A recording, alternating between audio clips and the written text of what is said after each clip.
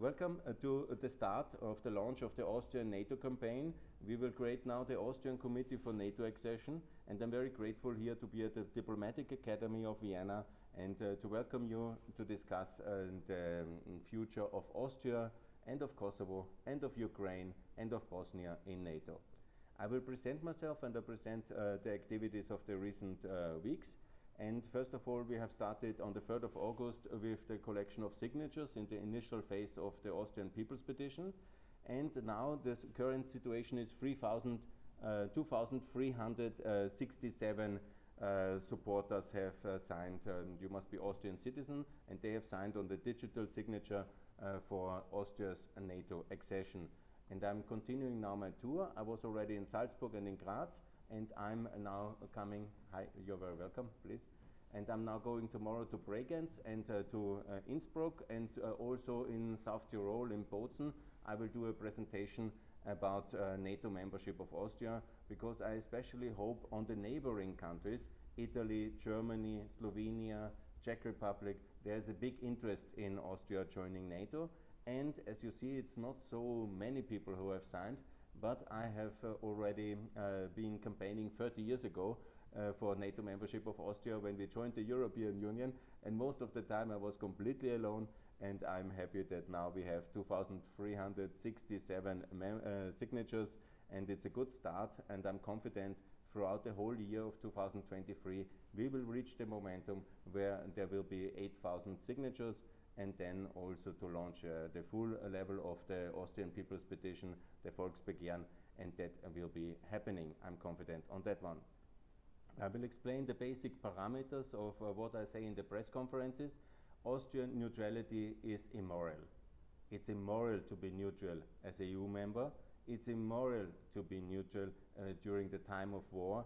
Our friends, partners, fellow Europeans in Ukraine are under attack, and we have to support them also militarily, also with defense material, and Austria is always on the side of excuses. We are neutral, and that's immoral.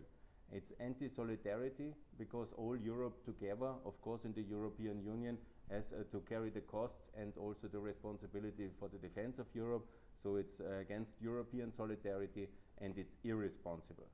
And I'm advocating for the NATO membership of Austria in July 2023 already. That means at the next Nato summit in Vilnius, and this will be the completion of the Austrian Western integration.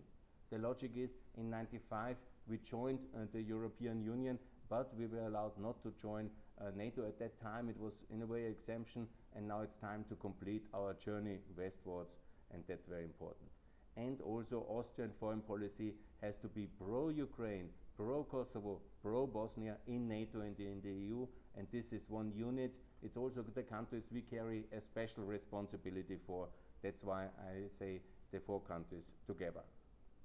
I will present myself a bit. I'm 54 from Linz. I'm a management consultant and a development consultant.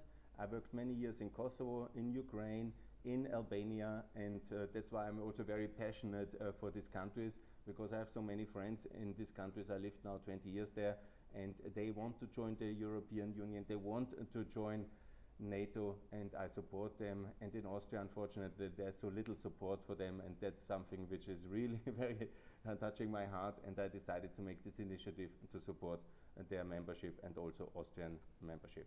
So it's an independent people's petition. I finance it myself, basically all the activities, and it's now officially registered, and I have some of the media success recently. It's already an activity I do the whole year in the run-up of the war. I was also very active. I went to Mariupol in February to protest against the pending war, and then I published in Courier a number of op-eds to advocate for Ukraine to join the EU, for a complete boycott of Russia as a response to the war, and also for a European debt package, which is also important because we have to fund the war together. The costs of the war must be carried together, similar like in COVID. That was my activities in Korea. And in Presse, I started in the beginning of the year a series of op-eds. I had 3 of them altogether. they were basically why Austria should join NATO. And because I'm a youth activist, I'm not so longer so young, but I'm an former youth activist from the youth of the Austrian People's Party and this team. So I know exactly that Alois Mock, he was very much in favor of NATO membership in the 90s. And he, as I mentioned in this op-ed, would turn in his grave if he knew that today, when there is this opportunity that we can join NATO together with Sweden and Finland, we are wasting this opportunity. We're not using it, and that's totally wrong. I've been in Tyrol now, and I have had some success to reach the Tyrol media, and because I know, of course, that in Western Austria there's bigger support for NATO, so I'm focusing very much on Upper Austria, Salzburg, Carinthia, and also Tyrol, because there the neighborhood regions are, the countries are already in NATO, so it's better to start there. And I'm going there to Bregenz and Tyrol tomorrow. I was lucky to be invited in one TV show, which I can also recommend on Servus TV, media. I was in one of the main TV shows, talk shows in the evening. I didn't reach the ORF up to now, because they invited me once, but then they disinvited me again, because Mr. Fischer, he didn't want to have this kind of debates, and so I didn't manage to be in Centrum, which is the main Austrian TV show, and that's where you have to be if you want to be relevant. I try to be relevant, and I try to be invited in the future, and that's my plan. And here, my most important op-ed this year was in the Presse in May. It was why Austria has to join together with Finland and with Sweden, because they are making the way basically for us, and that would be so logically.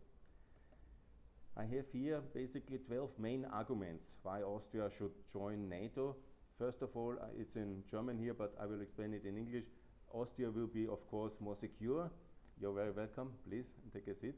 And it will be also that Austria has to take care of its own security ourselves. We cannot outsource our security to Slovakia and to Hungary. How fair is that?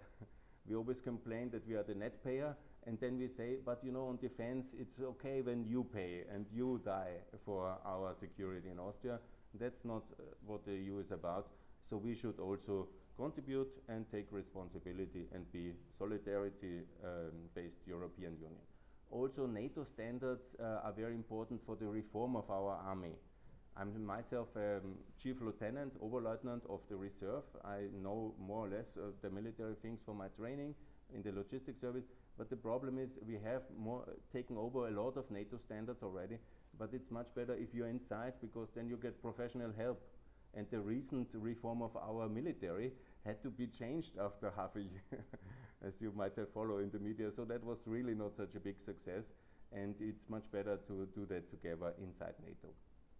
As well, the reform of our secret services, it's really galling for me. Every year we have a big spy scandal where somebody sells Austrian state secrets, military secrets to Russia.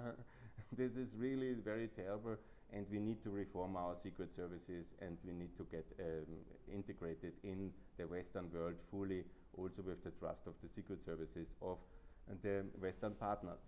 And NATO is simply the normal solidarity in Europe. It's completely normal to be in NATO. In Austria, unfortunately, you have a kind of, that's something extreme, like whatever, ending the monarchy in the UK. So it's totally normal to be in NATO. Everybody else is. If I would be not born in Linz, but in Passau or in Budovice, I would be in NATO. And it's totally without any understanding that we are not in NATO. Yes, I'm a European federalist, and that's why I'm advocating as well to join NATO, the EU itself, because that's the next level of statehood. It's an important argument, because I want a strong Europe, which is also then able to join a defense alliance, and I make also this as a centerpiece of my strategy, because I want also the United Kingdom one day to return to the European Union. And it's much more helpful if we are already in NATO, because then we are a stronger partner and more credible towards the United Kingdom. Then it's also that NATO is the anchor of that the US stays with Europe. And it's so important, because without American support, we are completely lost, as we have seen now in Ukraine. We need a strong American-European partnership. That's why it's so important. And also NATO is about security for Bosnia and for Kosovo, and Austria is anyhow already engaged in very much via the NATO missions in Bosnia and the EU mission there, and it's very important to be fully supportive of the security of Bosnia and Kosovo, especially now the looming crisis again and Serbian problematic behavior, so it's very important to support Kosovo and Bosnia in NATO. NATO has saved Ukraine in 2022. That was really absolutely the fact. America, the UK, and also the Baltic neighbors and Poland, and they have saved Ukraine and helped. Of course, Ukraine defended itself, but the support was essential. And neutral Austria has almost done nothing for Ukraine. Some solidarity from the heart, some help, but some financial help. But in real terms, given that we are a super rich country, one of the richest countries in the world, we have really failed completely, and that is very disappointing. Then we have also the case, and I'm advocating also that Austria should deliver weapons. We don't have a big defense industry, but we have one, and everything helps. So we could deliver weapons if we were in NATO, so we need to join. And I'm also very much, because the core of the reason why we are not in NATO is the virulent Austrian anti-Americanism, and I don't like it. Actually, I hate it, yeah? And I want to fight that. And it's also very important, this debate, because we have to lead it, because you have seen, maybe some of you might remember, the Austrian position during the TTIP debate, when it was about the free trade agreement with America, the virulent Austrian anti-Americanism, which is deeply rooted in the Austrian psyche, and it's something we have to change. And also to reduce the Russian influence in our politics. I will discuss about this in detail, but this is something deeply problematic. The Russian state funding in Austrian politics since 22 years, since the rise of Putin, is very deeply problematic. And also the development of a new identity for Austria, based not on the state treaty, not on neutrality, but based on Europeanness, that we are one European federal state and Austria is a European country. And that we are not different in no way. I'm different than an Italian, Slovak, or German, and that is something we have to really make very clear. Austrian neutrality is immoral, is against European solidarity, and it's irresponsible. And I'm very clear in my media statements on that. Yes, why should the Slovaks defend us? Why should the Romanians defend us? Of course, because we're all united in EU and NATO, but we should also pay up. This is my slide for the financial consequences, and we have now, it's not a coincidence, I have here the military budgets of all EU countries, and if you look very detailed, the 3 countries which have the lowest financial contribution in the last years are the neutrals. So there's always the argument there should be some European solidarities, European defense, but in reality Austria has paid only 0.7 up to now. So, and the Maltese, they are neutral, less, and the Irish even less. How fair is that? So neutrality of these 3 countries is not a serious defense thing, it's just standing aside and not paying up. And the second point is here in the financial aspect, it's that Austria has now anyhow announced to be at 1.5 by 2026. I think they want to achieve this, we want to achieve that. So it's also not cheaper staying outside, because anyhow under the pressure of events and of the changing circumstances, Austria decided to pay up. So ultimately there is no reason to spend so little in the past, but this neutrality, and it's also not any way to save costs.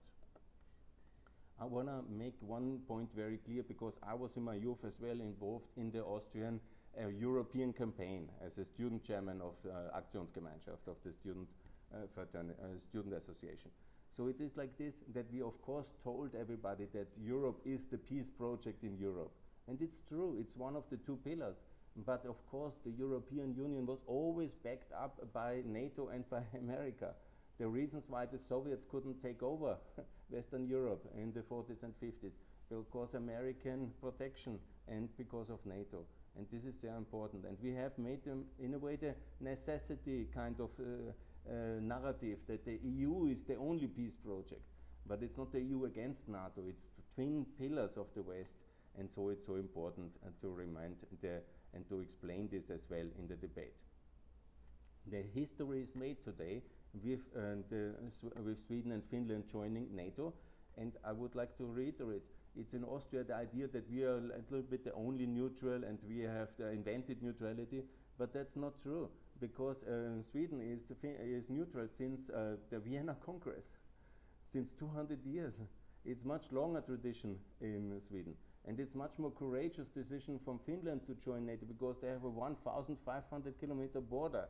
They are really in danger, and the Russians have made noises against them joining NATO. And it was the Finnish president who had to go first to the American president, also to be secure during NATO accession, that there is an implicit guarantee of Finnish security now in this decisive moment of application already in the process. And it's very historic what they do, and very courageous. And we could easily join them, and we are not, and that's very, very disappointing. Here are some history-making pictures and tweets of the first time there is Swedish and Finnish defense ministers and the chief of staff at the Nato summits. This just now last month. And this is really very, very impressive and very amazing. Denmark, by the way, also changed some of its security arrangements as well as a response to the war, because they changed the opt-out out of the EU defense mechanism. That was also absolutely historic, seeing the very difficult Danish relation with the EU in the last decades. And that happened as well. And even Austria did something. We got the head of the chief of staff of the European Union. That's also good. But you know, we have not gone the full way. And if we take so much responsibility in the EU as a neutral country, what exactly is the meaning of neutrality then? And it's actually totally meaningless. It's just a political fiction which we have to get rid of. I repeat, NATO is a defense alliance of free Europe for the threat of Russia. Ultimately, there's only one big threat, as we see now again, but which was always the case from the beginning. It's Russia, which is the potential enemy, and today the real enemy. So it is very important to be united, and that's the mission of NATO. I come back a bit to the debate now about enlargement, and there is of course in America as well a big debate, and in the international circles for defense analysts, and I'm on the side to say that it's time to throw NATO's door wide open. There's others who say no, we shouldn't take any further responsibility eastwards, but I say it's very important. It's the only way for peace, because deterrence, bless you, deterrence works, yeah, and that's so important. And it's also the logical consequence of the countries in Southeastern Europe who are our allies, Kosovo and Bosnia, to call for NATO membership, and we should support them. And I do that in my media activities, in my articles, as much as I can on my social media activities. What is very important for me is the situation on Southeastern Europe, especially because Austria does take a lot of responsibility already when it comes to the security of Bosnia in the EU mission, in the security of NATO, of Kosovo in the NATO mission, and that's very important, so we are very active. But my fellow officers, I know many of them from my activities over there when I was a development consultant and also the president of Austria and Kosovo Society, they always told me when then there is NATO's high security confidentiality moment, then they have to go out of the room. And I talked with some of the other officers now when I met them during the campaign, and they said me it's always like this, when then is the higher confidentiality for NATO members only, then our fellow comrades, and they are very good officers, they often trained also with the American training programs and with the European partners, and then it said NATO confidentiality, and then they have to go out. It's not very decent, and it's not very good for them. And I think it's something also we should change, because we are just a normal country in the European Union and everybody is already here. I would like to point out, I do this debate already since many years. When I was also active, I lived in Ukraine, and the former Prime Minister of Austria, Mr. Sebastian Kurz, always advocated for neutrality for Ukraine, especially after they were already neutral until 2014, and then they were attacked. And I said Austrian neutrality is really no role model for Ukraine. It's absolutely wrong. It's absolutely wrong. And I was also very critical when he went to Moscow. That was a really wrong thing to do. In 2018, just before the fourth re-election of Putin, which was very illegitimate, And he was the only European Prime Minister who went in the Kremlin days before the election to endorse Mr. Putin with this nice, beautiful European face. And that was really very wrong. And I like it. It's not my article, but somebody else has written, neutral in the heart. This is the Austrian position towards Ukraine, and it's very bad. And Austrian neutrality, very important point, was also abused in the NATO accession in Montenegro, because Montenegro, Macedonia, the most recent members of NATO, there was a really very big debate, and Serbia was very active, Russia was very active, and then Serbia comes always up with this neutrality, Austrian neutrality. And my friends was also in that debate in Montenegro, developed when I was living there, and also in Macedonia. It was always very hard for them to say why Austria is not in NATO, what is that problem, and we should not, because it's really a bad role model. Yes, I'm very critical towards the Austrian government now for trying to form a neutral axis. It's a little bit polemic for me to use the term axis. I apologize in some ways, but nevertheless, the effort of the Austrians and the Maltese now to say, no, we don't join NATO, but we form a new kind of neutral alliance inside the EU between Ireland, which is anyhow not interested, but between Malta, where the socialists are very much for neutrality, and Austria, unfortunately, as well. And then Minister Tanner, she went with Cyprus, a country which actually would really like to join NATO if the Turks would allow it. But then to form a neutral axis is something really wrong. And I was happy that my article was published in the Malta Times, that Austria and Malta and Ireland should join NATO together. And I'm opposing all this neutrality internationally as much as I can. Yes. And Austria, unfortunately, now the new government is really shifting ever more towards Orban and towards Vucic. It's deeply problematic what is happening. The last week, the visit in Belgrade and this effort, they call it a migration alliance, but in reality it's a pro-Putin alliance, because Mr. Orban is very much active on the Putin side, and it's deeply problematic, and it's something really very wrong. Instead, what we should do is we should support the EU integration of the NATO allies first. Montenegro is in NATO already, get it in the EU very fast. Albania is a NATO ally, let's get it in the EU very fast. And also Macedonia. These are our free allies. We have to support the Southern Balkans first in the EU, and also then the NATO membership of Kosovo and of Bosnia. This is the absolute priority. That's what I said also in this press conference in Montenegro, which I did in October. Yes, Austria is unfortunately ever closer gliding towards Orban and Vucic, and this is very, very problematic. Instead, we should really have a different foreign policy, which is aligning us with the NATO allies, and which is also then much clearer saying yes to recognition of Kosovo by Serbia, and to a peace agreement based on all countries joining NATO. This is now the core of my political project. I say here what we should achieve is to form a group which is called the Vilnius 4 NATO group. These are the 4 countries which want to join NATO and should join NATO, and which are very much in the Austrian foreign policy parameter. This is Kosovo, this is Bosnia, this is Ukraine, 4 countries to join NATO next year. This is the way for peace. This deters any further aggression, and this is what should happen. And this is what I also will do internationally, and you're very welcome.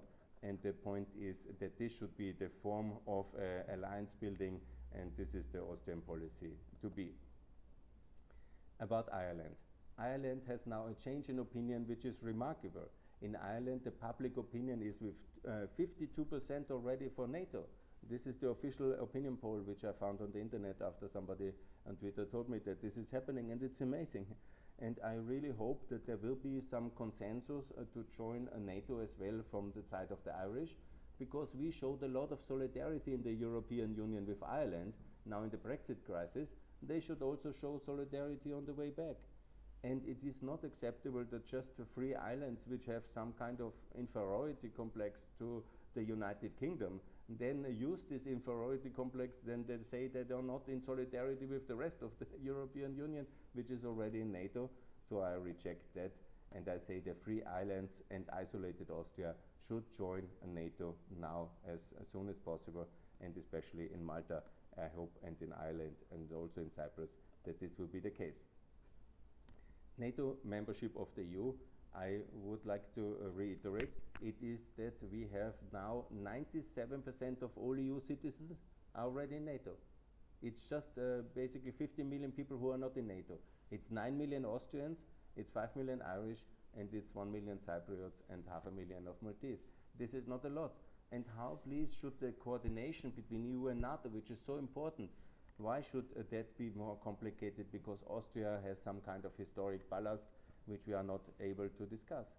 And I say again, it's very important also to have this vision and to advocate as European federalists that the EU itself can join NATO. And in the last debates in Brussels with the meeting of the Secretary General of NATO, inside the EU college, first time historic things have happened on that one, and I'm confident that more will come in that direction, and we should also advocate that. I'm coming also to the question of the EU solidarity in defense, because the EU has already the obligation to defend each other. We are EU members since '95, and there's Article 42, which clearly says that each member of the EU should be in solidarity with each other. And my argument is, when Estonia is attacked, what will Austria do? Should we then ask them for solidarity in consumer protection, or would we ask for their support in other issues in the EU when we are not ready to defend each other in a vital strategic crisis of an attack? Then the EU is ultimately meaningless. And if we say that we defend them, why then we don't defend them fully and also join NATO? So it's a really kind of hypocrisy that we have not made this step up to now. And I really appeal also on Twitter every day to the leaders of Estonia and Lithuania and Latvia to ask the Austrian politicians when they meet them in the council, in the parliament, what is the Austrian position here? Here I have come to the most recent developments. Yeah? This is the European Sky Shield. That's basically the idea of defending Europe together, which the Germans have supposed now in October as a response to the Russian aggression. And now we had this incident in the Polish border, and it's very topical. But Austria didn't want to join because we are neutral. And then there was the change of heart because it was really kind of unsustainable position. And then Austria said to the Germans, maybe we can still as a EU member join the Sky Shield. Because it's so logical that this very divided, fragmented Central Europe, of course the airspace has to be defended together, because where should missiles or attacks come from? Only Russia or potentially maybe Iran will ever be aggressive against us. Yeah? So the sky must be protected together. So it really makes no sense to stay on the sideline on that one, and I hope that Austria will join. The second big debate is about the EU training mission for Ukraine. That's something really historic and very important. And the UK is training already a lot of Ukraine officers and soldiers, and that's excellent. And the EU has made this historic decision just last week to join to make a EU mission for training of the Ukrainians. And who is out? Austria and Hungary. And it's again, totally immoral, because this is something we could do. We have I was myself officer, we have wonderful training facilities. Yeah? We have, basically they have not so much to do. We have the capacity to train a lot of Ukrainian soldiers in our mountain training centers, in our pioneer troops, in our tank troops. Yeah? We have all the facilities and the competence, and we are not doing it. And we are not doing it only in the company of Mr. Orban and Hungary. That's very disappointing, and I always try to appeal, because some of you might follow the activities of Mr. Kurz and Mr. Karl Nehammer in the last 10 years. I'm very much following what they do towards Ukraine, and they were so happy when Mr. Klitschko was coming to the party convention in Linz in 2017, and Mr. Klitschko and Mr. Kurz and Mr. Nehammer, they had all these high fives, because from the popularity of Klitschko, because he's a superstar in Austrian media, they wanted to profit. And now they're saying, we are still friends, you remember together we were in Linz. Yeah?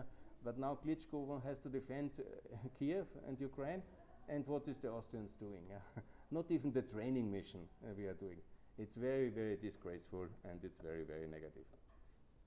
So, neutral Austria, ally of neutral Serbia. This is a big passion of mine, and I'm very active on Twitter here in my opinion polls. It's always the question, should we accept that neutrality is continued because it doesn't matter? many of the Austrian politicians and also everybody in the elite, they say like this, yeah, you know, it doesn't matter, the others protect us, and anyhow, you know, it's so complicated to explain it to the people, so why should we bother? And it doesn't have a big effect. But it has a big effect. It has a big effect on Serbia. Because Serbia now, last week, was the Serbian opposition leader, Mr. Dilas, yeah? He is Gilas, I think it's correctly pronounced. Yeah? He was in Vienna and he created a new wonderful cooperation with the Social Democratic leader, Mrs. Randy Wagner, who will be the next prime minister most likely. And they said, oh, wonderful, neutral Austria is the role model for neutral Serbia, meaning we don't have to join NATO before EU accession, and it's deeply problematic. And just last week, again, a big shock, it was that the Austrian Minister of Interior said, by the way, Austria will block the Schengen enlargement of Croatia. It's our closest ally since decades. We were fighting so much for Croatian independence 30 years ago, Mr. Mock, that was really very much our foreign policy. And then Mr. Kahner from the same party, even from Niederösterreich, from Lower Austria, he goes into the media and it was a big bomb in Croatia and everybody's so upset. I already expected that they will block the Romanians and Bulgarians because they are based basically anyhow. This is our foreign policy very negative, but you know, this is very, very much a big turn to the worse, and it is of course connected with neutrality, with this whole idea that we are outside, and of course with electoral considerations. But of course in Serbia they love that, and that's really the wrong audience to play to. And it's also connecting with Austrian internal politics because we have a big Serbian diaspora vote, and Mr. Vucic is always going to the Austrian politicians from the People's Party. If you don't support my positions, I send my people to the FPÖ. And that's exactly what's happening in Austria. And that's deeply problematic again, and that is what I'm fighting for. And I call here for Austria to support Schengen enlargement of Croatia, Romania, and Bulgaria exactly now at this moment, and also to join NATO, obviously, and no longer to be a role model for neutral Serbia with all the package of wrong policies which are attached to it. Back to Austrian internal politics, because in the media you see a lot of debates, and that Austria would lose its seat as a UN power. That's the argument of the Social Democrats in the media. Mr. Leimer, the speaker of for defense from the Social Democrats, is always saying that this is endangering Kreisky's heritage, who brought us the UN and brought us the OSCE and Austria's place of dialogue, the bridge to complicated countries. So if we are in NATO, then all these associations, institutions will leave, and I'm damaging basically Austria because we will no longer be so important in that field. But I then say, oh, by the way, Mr. Leimer, don't you know that the main seat of the UN is New York? Which, by the way, is a NATO member, America, or it's also in, you have the UN is also sitting in Rome, in Paris, it's all NATO members, so there is no absolute logic in thinking that the UN would leave if we join NATO. And the same is also with the OSCE, because they are also sitting in Poland, they have an office as well in Prague, yeah? So it's no way connected, and it's absolutely wrong argument. The only international organization which sits in Vienna, which actually is deeply problematic, and I fight since years against it, is called OPEC. And I would be very happy if they leave Austria, and actually I call very often already that they should leave. Good. That's because they're also supporting Russia with the oil price and all these things. I'm coming now to the debate about America, because it's very important for me that we turn into a pro-American country. I've argued in the media that America, without America, we would be easy prey for Russia. That was, of course, very true in the 40s, 50s, 60s. I don't think that the Russian troops would enter Vienna. It's not realistic, but they are entering Ukraine, obviously. And Europe should be united, and America must protect us. And it's very important that we keep America interested and engaged in Europe. And here I have the latest US commitment data to NATO. And here you see that they are at a historic high. That's divided by political lines. You have less in the Republican Party, but it's getting a bit better after Trump is less virulent. But it's very important for European defense to keep America engaged. And you see every single country additionally joining NATO is like a sign of approval that NATO is doing the things right. And every country in Europe which stays outside NATO is a kind of argument for the enemies of NATO. Also in America, they can say, yeah, look, not everybody likes us there. And there are some countries who are free riding, and so on and so on. So the idea of Austria joining NATO might not have such a big military impact like Finland or like Sweden, but it's morally very important also for the big debate to keep America engaged towards the European continent. Entering the debate about why there shouldn't be a EU army or should there be a EU army and all this question, because especially the Austrian liberals, the Neos, they are saying, oh no, we are not for NATO, but we are for a EU army of solidarity. But something like that doesn't exist. So you are against NATO, but you are for something which doesn't exist. Okay, that's not a very good position. And also I say very clearly, we have a defensive structure in Europe, an alliance, a military alliance, NATO. 97% of the Europeans are in NATO, so why should we militarize the EU when we have already a defense union? So it's not logically, but I say of course there's many things we can do in the EU together, like EU procurement of military equipment. We can also do European nuclear kind of rearmament, deterrence. There's many things we can do together, but it must be inside NATO, because that works and that exists and that's important, and it's either American Europe or Russian Europe, and I'm for American Europe. Good. And here we have, of course, the big question, which I always say to the Austrian politicians that I tend to know. I say, you know, the real danger is that because we don't do this debate, ultimately the EU and NATO will further integrate, and the question then is, then there is also the alternative of Austria leaving the European Union and being like Switzerland, again, neutral but outside of the EU. And that would be a very bad vision for me. But I want Austria to be in both. And that's the logic of our Western integration. We are not Switzerland, and we have never been. We have a total different future ahead, and that's very good like that. The question is, how many countries will ultimately be in NATO? I have answered that as well, and I'm in favor, obviously, of a NATO of 42 members. The EU itself, obviously, and also Bosnia and Kosovo. I'm also advocating for Georgia, Moldova, no doubt. But the most important countries from Austrian perspective, which we have a historic role to play, is of course with Ukraine and of course with Kosovo and Bosnia, so we should engage. But now we are 42 already, 32 in NATO soon, after the end of the veto and the agreement with Turkey and with Hungary. So the logic would be to have then two more, so be 42, that's the optimal way. I'm entering now the debate about how Ukraine can join NATO. And it's very important because many people don't know the history of NATO very well. And then they say, oh, Günther Fehling is starting the Third World War, bringing Ukraine in NATO, and it will be a big disaster, and I'm guilty. That was the level of debate in Ukraine for 4 years. I was making many events for Ukraine to join NATO, and the Austrians and Germans, they hated me for that, because they said, oh, Günther, that's so dangerous. But in reality, deterrence works. And I was also very unpopular with the Ukrainians, because I say we have to take in Ukraine as a divided country. And it's something we cannot do. We cannot military reconquer Donbass and Crimea.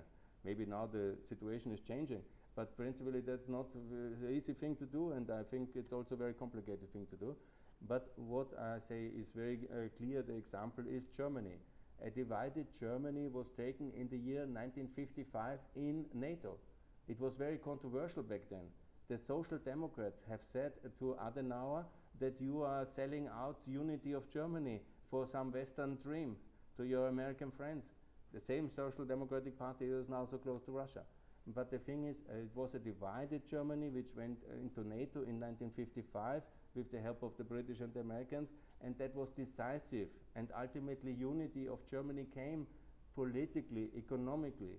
And this same role model I advocate for Ukraine since 5 years, and I think that's the way. Now we have already freed Kherson, the Ukrainians did it with the help. Now it's time to free Mariupol, and then it's time to join NATO in 2023. And that's the much better way than a long war for years to come, because that's the alternative. And ultimately, Ukraine is in all extent and purposes beyond the political dimension already fully integrated in NATO. And so that's the good thing to do. Here comes my point for the Austrian Pandur tanks, because we have tanks in Austria. It's called Pandur, and they are produced partly in Austria, and we could easily supply them. Why don't we do that? the Austrian neutrality is ultimately only serving Russia, and that's totally wrong, and I call for Austrian tanks for Ukraine. Coming to the point of the Austrian anti-Americanism and also the pro-Russian politics, I have here pasted some of the most iconic pictures of our relation serving Putin's Russia. Everybody of you has seen the knee fall at the wedding of Mrs. Kneißl. You might remember the visit of shame where Mr. Putin was invited to Austria, to Vienna, just months after he has taken over Crimea and started the Donbass war. Basically, it was the start of the Donbass war. Then he was welcomed in 2014 here by President Fischer, by President of Chamber of Commerce. It was outrage, absolutely.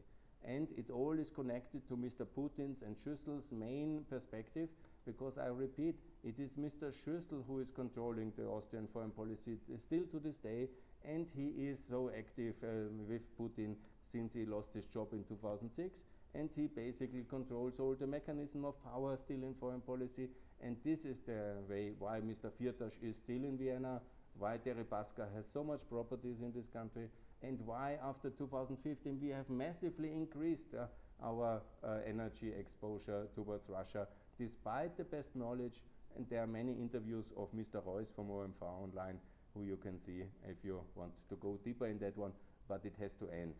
And NATO membership is the end of Austria as a pro-Russian money laundering machinery.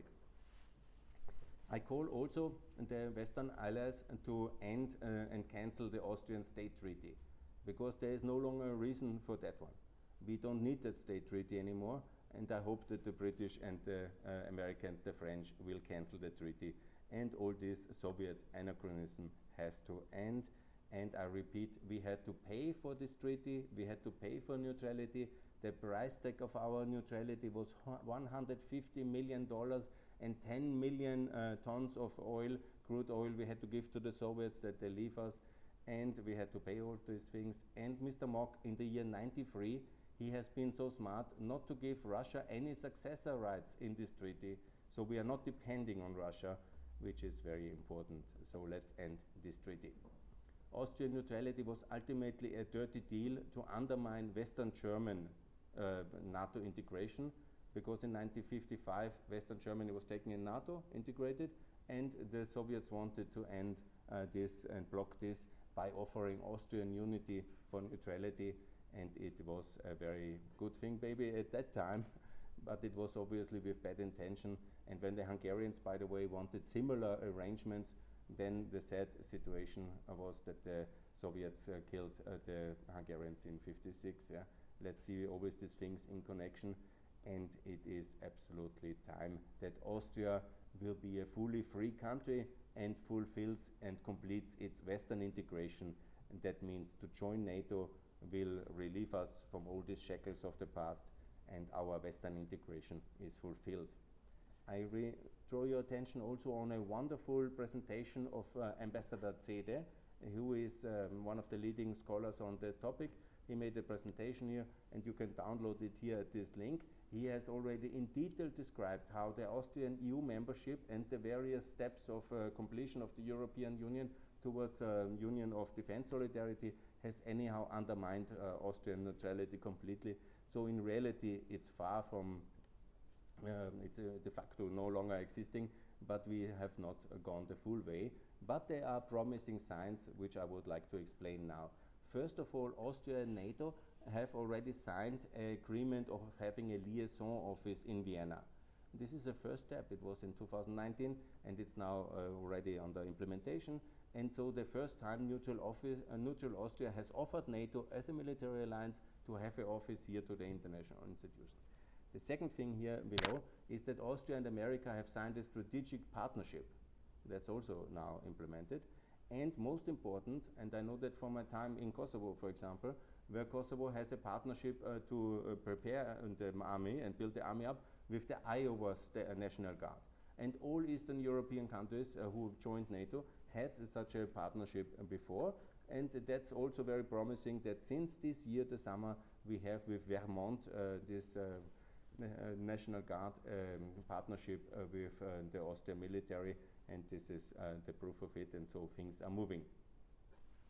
So how realistic is it that Austria joins NATO? That's of course a big question I'm getting often asked. But I make the example that Finland was also only 19% of the population was for a NATO membership. 19% only. And that was in 2017. And now Finland is close to NATO membership. So it's completely possible to change the public opinion if the politics changes due to the situation. Why we have such a low level of support? We have only about 15 to 18%. Why we have it? Because nobody from the leading politicians say yes to NATO. That we have to change, and we have to make some courage and also some key decisions. And the reason also why we have no leading politicians to discuss, say yes to NATO is very clear, because it is the difference that in Sweden and Finland, the conservative parties of that countries were always pro-NATO since the 90s. So the Finnish Kokoomus party, which is the sister party of the Austrian People's Party, and the Swedish Moderaterna, they were continuously every year, all the time, saying yes to NATO, yes to NATO. So came the war in Ukraine in 2022. Now they said, oh, we were always right, and now let's do. And of course the liberals and social democrats there, they say, oh, they were really right, and now we have to do it. And also they prepared the population. In Austria, unfortunately, especially after 2006, the Austrian People's Party, with Mr. Schüssel tilting to Putin, they have stopped advocating NATO membership. And now when this opportunity came, the Austrian People's Party said, end of the debate, no NATO membership. And so the Neos also don't dare to say yes so much, because then they will get the full brunt of the public opinion. And so that's why we cannot shift the public opinion at the moment, because the political leadership is so clearly against NATO membership at the moment. Yes, 2,300 Austrians have already signed for NATO. That's very good. And I advocate basically that we should be a completely normal country inside NATO as well. And there is already some support. It's not a lot, but you see there is also differences. I have also found the statistics where you have in some parties, for example in NEOS, you have 27% of the Austrians voters in favor, and it's not that we are at 0.0. That is what I want to say with that statistics. And when we work together and when we educate also the politicians, that is totally normal. And obviously what I'm doing intensively, I'm trying to build an international coalition to ask the Austrian politicians, meaning in the partners in the People's Party, in the European Progressives, in the European Greens, especially the German Greens, to pressure the Austrian Greens, especially the CDU, to pressure the Austrian People's Party, because in the CDU they are very worried that Mr. Nehammer is drifting to Orban so much. Yeah? So that's a really big topic to go, and via the liberals as well, to ask all the the European politicians, talk to your Austrian politicians, they are friends, they have the networks, talk to them, why don't they have the courage? Yeah? Because it's not so complicated to do, and we just need 4 parties to have the end of the neutrality law. That is what I'm calling for, because if you ask me what to do, it's the 4 parties, the Liberals, the People's Party, also the Greens and the Social Democrats together, to simply vote in the parliament to end the neutrality law and then to apply to NATO and to ask our Western partners that we are ready. And that's it. Of course, Mr. Kickl might get crazy in television. Of course, there will be some people voting for him, yes, but that we have to argue, we have to tell, we have to explain, and we have to win this debate for NATO membership, and we will. I'm confident that this will happen. I've written also public letters to the state president, to the governor of Upper Austria, where I come from, which is very important because he was attacking the sanctions in September. I responded to that. It didn't make me very popular in my home state, but it is nevertheless absolutely the right thing to do. And I have had the honor to be invited at least twice to television, and I'm continuing in this struggle. In concluding, I say again, Austrian neutrality is absolutely immoral. There is no justification to be neutral in the European Union, and it's irresponsible, and it must change. We should best join together with Kosovo, Bosnia and Ukraine next year at the NATO summit to start the process, and that will be the completion of the Western integration of Austria. That's a moral obligation of all pro-Europeans, and it will end our isolation as a more or less pro-Russian country in many policy positions in the European Union. We are always the softest on sanctions, we are always the ones with the biggest delays, with the most exemptions, and we are always siding not completely going into the Orban, but doing the soft Orban, and that's very deeply problematic. And we must also support Ukraine more, we must support Bosnia, we must support Kosovo, and we must have a European, pro-European and pro-American foreign policy also in that aspect. In conclusion, I show you some of my activities. I have a podcast and my audio podcast, Pax Europiana. I'm a peace activist, and I also issue a video channel.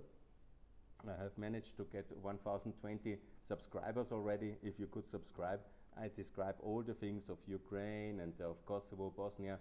I visited all the countries now last year, and I started only 2 years ago. Sorry. And I do all these explanations mostly in English, but I will also upload this video here on my channel and all the press conferences and videos. So I'm trying to build the case. Yeah, I know that I'm pretty alone, but ultimately, you know, I prepare the ideological, political case for Austria's Nato membership, but not only for Nato membership, but for a country which is also in responsibility towards Ukraine and towards Kosovo and towards Bosnia. And I would be very happy if you can subscribe my YouTube channel, and I'm looking forward for your questions, and thanks a lot for attending tonight, and for Austria to join NATO. Thanks a lot. Do you have any questions? Does Kosovo want to join NATO? Yes, of course. You said that first of all, Kosovo should become member, EU member, and then NATO member. Don't you think that easier is to become NATO member and then EU member, just like Albania and then Macedonia as well? Absolutely. I think it should be obligatory first to join NATO. And more or less it was always the case. Yeah? All countries have joined NATO first and then the EU. The only exemption, and it was also justified because it was very fast after the end of the Soviet Union, Austria, Sweden and Finland have been allowed not to join NATO first and then to join the EU. Why it happened? It happened because it was difficult to argue NATO membership in the countries, because it was neutral countries historically, the neutral belt which Stalin wanted to have from the north to the south. And so that was basically Helmut Kohl in the discussion with the French president said, let's make an exemption, let's get it done so we have them safely in and it's fine. But now then afterwards, every other country in Central and Eastern Europe, which was a communist country before, they have first joined NATO and then the EU. The exemption was Cyprus and Malta. But why it is necessary? Because there's also a very clear reason for it. Because in NATO accession, you change your military, you reform your state security apparatus and your secret services. Yeah? And in the EU, you don't have these mechanisms. We don't have an EU secret service, we don't have an EU army, we don't have the regulatory alignment, and we don't have the competence also to do it. So when a country joins NATO, it reforms the core of the state, yeah? The security apparatus. That's very important. And so Serbia, who is a 4-time aggressor country, to come to the EU without prior NATO would be not reforming the security apparatus. It's a big mistake. They must reform to NATO standards and align with that one, and then only to be in the EU. Which are the arguments from Ireland and Malta that they don't want to join NATO? Look, that's basically connected with the British colonial past in some ways, because they were until 1921 Ireland, and then Malta until 1960, and also Cyprus, they were part of the British Empire. And in the process where they broke away and got independent, it was very complicated, especially in the case of Ireland. Yeah?